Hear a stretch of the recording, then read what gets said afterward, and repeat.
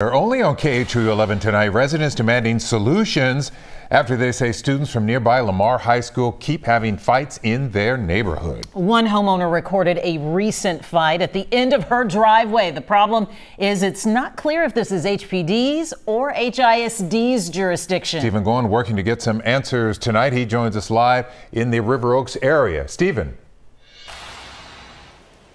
Yeah, Len, and the people who live here say they're worried that something that starts as a fight could escalate to something much more serious. We're told students often park their cars at an empty lot that's near these residents' homes, sometimes just to hang out or skip class, but sometimes things turn violent.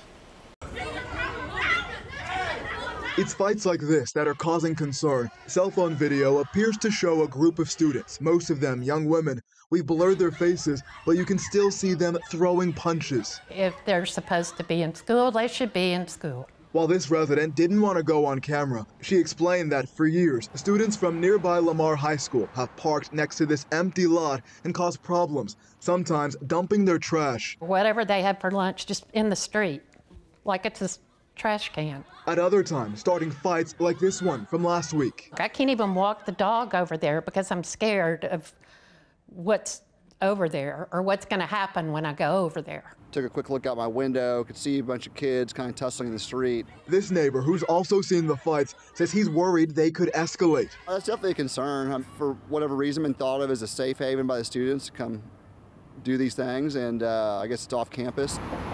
This intersection near Philfall Street and Bama Lane is one of the hot spots. In 2018, Lamar High School student DeLindsay Mack was shot and killed along Bama when authorities say another student lured him there as part of a coordinated attack. We don't want to be shot. The residents here now fearing for their own safety, but they say they don't know who to call to stop this. I have some constable in my phone, and that's who I've called.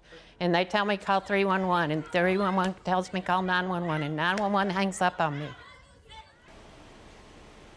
Now, we reached out to Houston ISD, but they still haven't responded to our request. It's possible they're still processing it. When we reached out to Houston police, they said they're looking into the issue. But we're going to stay on this to find out who exactly is responsible for responding in situations like this.